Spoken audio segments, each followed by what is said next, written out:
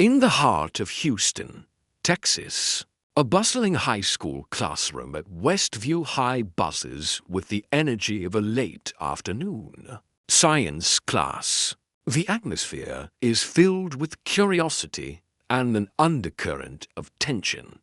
But something feels off as Maya Jackson, a bright black student, steps to the front to present her project. Dressed in a casual purple hoodie, blue jeans, and sneakers, her braided hair tied in a neat ponytail, Maya carries quiet confidence, unaware she's about to face cruel mockery. The classroom's whiteboards are covered in equations, and sunlight streams through large windows. But the haughty teacher, Mrs. Karen Holt, sours upon hearing Maya's dream of becoming a NASA engineer. Her forced smile fades, replaced by a cold, judgmental stare. "What are you talking about?" Karen snaps, her sharp tones slicing through the room's hum. A 50-year-old white woman with pale skin, short blonde hair, and a navy blazer over a white blouse. Karen's eyes betray disdain. Maya calmly explains her project on rocket propulsion. But the response is harsh. "That's unrealistic for someone like you." Nearby, a white student in a polo shirt is praised for a simpler presentation. His effort met with warm encouragement. The contrast stings like a blade. Maya feels a surge of frustration, her heart pounding. But her composure holds steady, her calm voice unwavering, a skill honed from years of pushing past doubt. The assistant principal, Mr. Ethan Brooks, steps in, exuding entitlement. A 40-year-old white man with slicked-back dark hair and a gray suit. Ethan's posture screams authority, but his gaze dismisses Maya as if she doesn't belong. "Stick to something practical," he says, his tone laced with condescension. His lips curling slightly, the classroom grows quiet. The chatter of students fading as all eyes turn to Maya.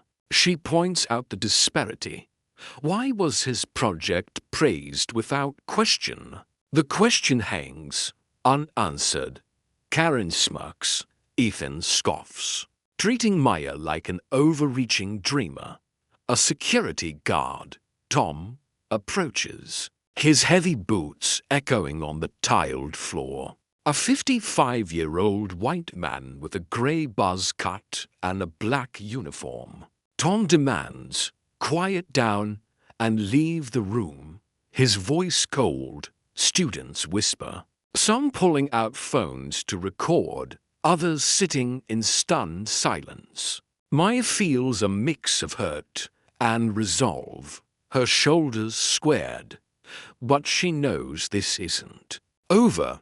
She's faced this bias before countless times, but today, it's personal. Maya's mind flashes to her childhood, when a teacher told her she'd never amount to anything. She pulls out her phone, ready to shift the dynamic. With steady hands, she texts her mentor, Dr. Lisa Morgan, her voice firm yet measured in her mind. "I need you here," she writes, her determination carrying the weight of her dreams. The message sends, and the tension thickens, the classroom air almost electric. Karen laughs. A harsh, dismissive sound, thinking it's a bluff, while Ethan's smirk widens and Tom crosses his arms, confident in their authority. But Maya stands tall, her piercing gaze unshaken, her braided ponytail catching the sunlight like a badge of resilience. The classroom door swings open. Dr. Lisa Morgan, a NASA senior engineer, steps in, her commanding presence silencing the room.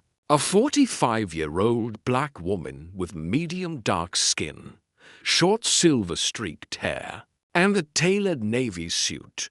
Lisa's sharp eyes sweep the scene like a scientist analyzing data. Maya Jackson is my protege and a future NASA star, she declares, her voice cutting through the air like a laser. Karen's face drains of color, her smugness evaporating. Ethan freezes, his hands trembling. Tom's jaw tightens, his confidence crumbling. The students gasp, their phones capturing the moment, realizing their grave mistake. Lisa demands answers, her tone unrelenting. Why was Maya ridiculed for her dream? Karen stammers, her voice barely audible. It was a misunderstanding. But Lisa isn't convinced. This was prejudice, she states, her voice unyielding. Each word a call for accountability. Maya steps forward, her tone calm but powerful, her presence filling the classroom. This isn't about me, she says, her eyes sweeping over her classmates. It's about fairness for everyone who dares to dream big, no matter who they are. Her words resonate, a quiet command that demands reflection. A fellow student, Jamal, who witnessed the scene, speaks up. I've seen this happen before, he says, his voice shaking but resolute. A 16-year-old black boy with a fade haircut and a red hoodie. Jamal shares his own experience of being dismissed by teachers for his tech ambitions. His words amplify the call for justice, his courage a spark in the tense classroom. Lisa takes charge, her authority absolute. Karen, Ethan, Tom, you're suspended pending investigation. Karen protests, her voice shrill. This is unfair. Ethan's jaw clenches, and Tom mutters under his breath. But the decision is final. The weight of their actions undeniable. Lisa turns to Jamal, her expression softening. Your honesty is what we need, she says. You're invited to NASA's internship program. Jamal nods, his eyes filled with pride and gratitude, his hoodie a stark contrast to the formal setting. Maya continues her presentation. Now, treated with respect, she hands Jamal a handwritten note, saying, "You stood for what's right." That's true strength. Jamal clutches the note, his resolve strengthened. As Maya leaves the classroom later, the space feels transformed, the air lighter, as if cleansed of its earlier hostility. She pauses at the door, addressing her classmates. Never judge someone by how they look. True worth lies in how we treat each other. Her words linger, a profound reminder that prejudice has no place here, echoing through the classroom like a vow. Let's step back to understand Maya's journey. Born in Houston's Third Ward, a vibrant but underserved community, she grew up surrounded by resilience, but shadowed by systemic barriers. Her mother, a single parent and nurse, instilled in her a fierce curiosity and an unyielding belief in her potential. By 16, Maya had excelled in STEM, winning science fairs and coding competitions, but never forgot the value of respect. Today, she presented her project to inspire her peers. Her casual attire a deliberate choice to blend in, a mission rooted in her past. Years ago, at a middle school science fair, Maya was mocked by a judge who doubted a black girl could understand astrophysics. That humiliation fueled her drive to prove her worth, leading her to NASA's youth program, where she met Dr. Lisa Morgan. Now, standing in her high school classroom, she saw the same biases persist. Karen's laughter a mirror of that long ago scorn. It wasn't just unprofessional, it was personal, a challenge to everything Maya aspires to be. The antagonists carry their own burdens.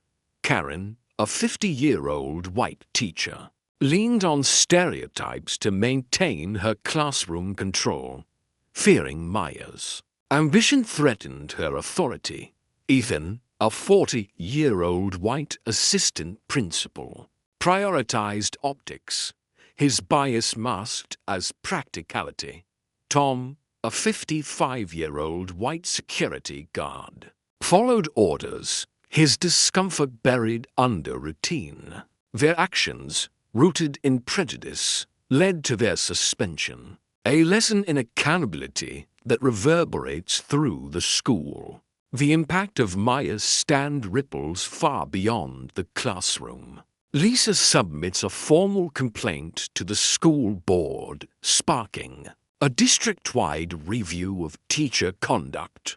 Westview High issues a public apology on X, committing to anti-bias training and STEM outreach for underrepresented students. Maya's story goes viral, with hashtag Black Strength Tales trending as students and parents share their own experiences of educational discrimination. Local news outlets cover the incident, igniting a citywide conversation about equity in schools. With Maya's courage at its center, Maya's journey is one of quiet brilliance. Her late-night study sessions, poring over physics textbooks, reflect her mother's work ethic. At NASA's program, she impressed Lisa with her innovative propulsion model, earning her mentorship.